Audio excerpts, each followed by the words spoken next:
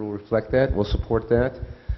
Civil unions, we have supported previously, and that is still potential. I don't know, Joanne, do you have anything you want to report on that, or?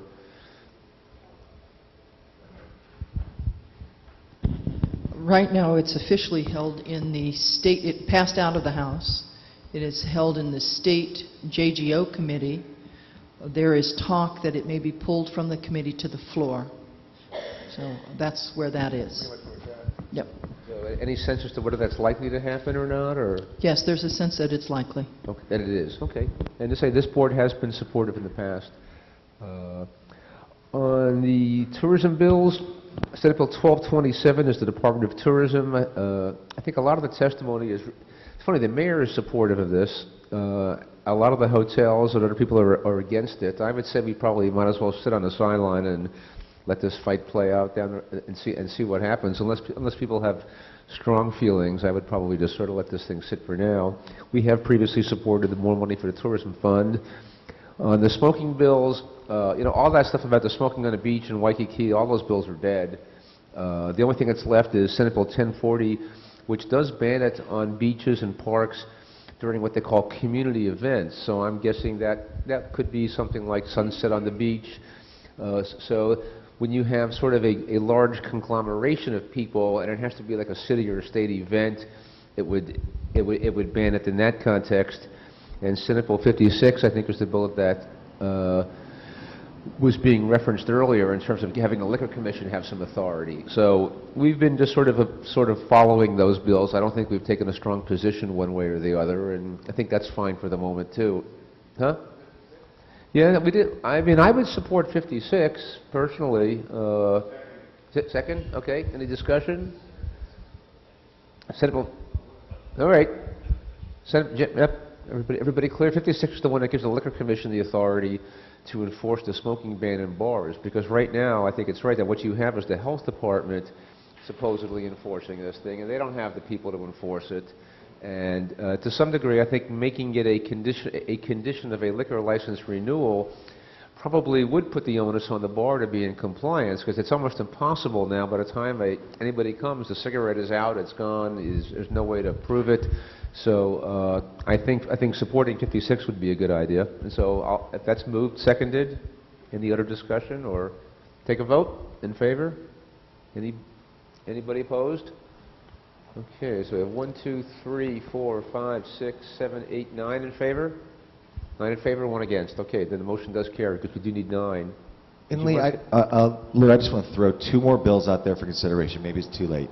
House Bill 329, House Bill 330. I'm in the process of going through every organization which received federal, faith-based, and community organization funding. I'm going to go through every organization, make sure they comply with state law, and make sure they do not proselytize.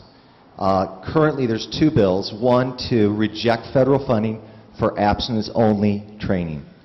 And this has proven to be a complete failure. It looks like this is going to pass, but I'm just going to throw that bill out there. This would reject federal funding, our state acceptance of it. The second bill would define sex education to include the full range of options. Again, both of these are by Catholic charities. They're failures, and there's no reason we should be denying good health training to our children. And I'll be reporting on even more of these funding mechanisms in the coming months. Thanks. Do you want to put that we can put it on the agenda for next month. If you want to take an official position, let's do that then, okay? I mean, right now it's not on the agenda, so there could be some sunshine issue, but if you want, I'll make sure we add it for next month, okay? Okay, and then what I really wanted to add was the 2 Alawai Harbor bills, House Bill 1766 and 980. I know in the past we have opposed privatization and commercialization. Based on that, for the last House Finance hearing, Bob Finley instructed me to send in some testimony in opposition to the provisions in those bills, which I did, so I wanted to report that back.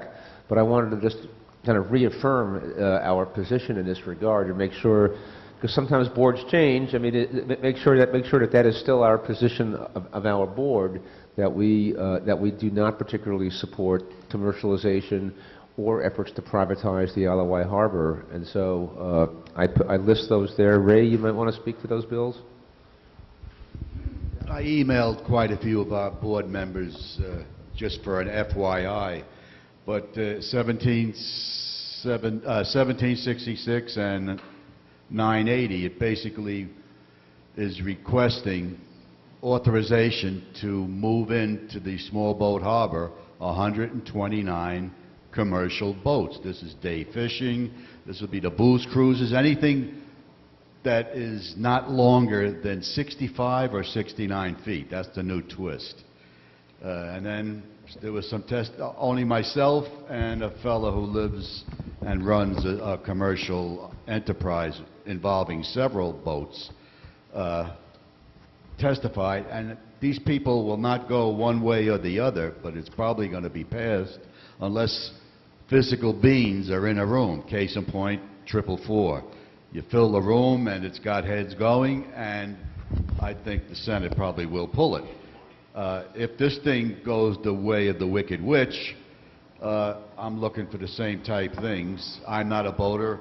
I don't ride in anybody's boat, but this has been going on, and I guess my title back in the day when I first got on this board was Alawai Harbor Boat and Water Issues. So I was a clean water freak, and then the Hilton Lagoon mess. But it bottoms out. These two bills, they want to double and triple the rates. They want to put all these boats that are presently now at Ward Center, Fisherman's Wharf area, clean out that whole harbor, put the commercial fishing boats that, catch the fish that we eat.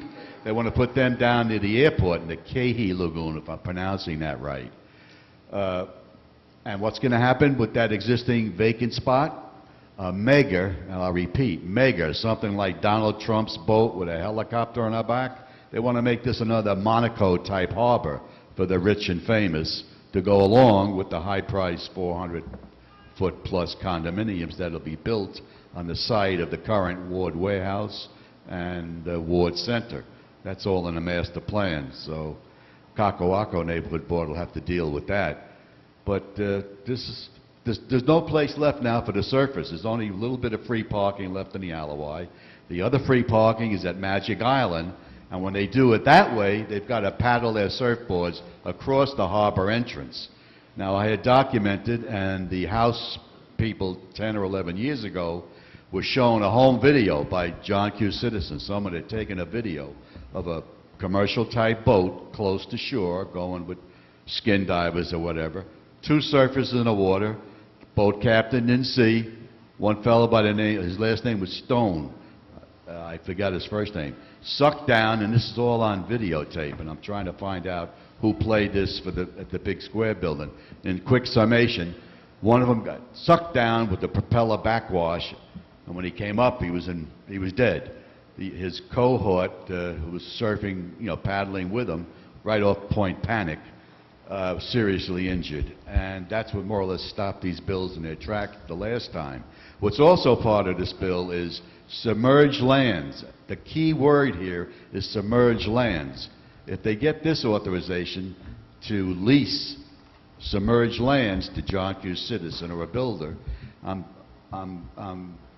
thinking, it was mentioned 10 years ago, they'll drive pilings into the bedrock and build 40-foot or higher condominiums just the other side of that rock jetty. But this is all under the guise, or in reality, this $200 million, they want to float a bond issue. How are they going to pay that back if the state lends them the $200 million is to do all these changes in the Alawai, and I emphasize small boat harbor. The reason they call it a small boat harbor is that they don't mix well with the larger boats. And it's a danger to the keiki who do their sailing courses on a glorified surfboard. I don't know what they call it with the sail. And they teach them just out past the buoy. So I know we're running late. Right. I mean, I think it's a danger to the keiki. I think the quick way to say it is that it's a quality of life issue, I think, for the local residents. Not to mention the diesel fumes for anybody living around. And I think it would tend to price the average guy out of the market a little bit. So there's a lot of concern. Jim? I just wanted to ask one question, Ray. Who introduced the bill? That's the big mystery. We tried to get it out of Marcia tonight. I think the last time it was pushed by the governor at the time, Ben Cayetano. Nobody's fessing up. Well, we can check the bill status on that. I mean, I think at some point it became a House majority Follow package the bill. money. They want to privatize the mainland operators. I would guess, is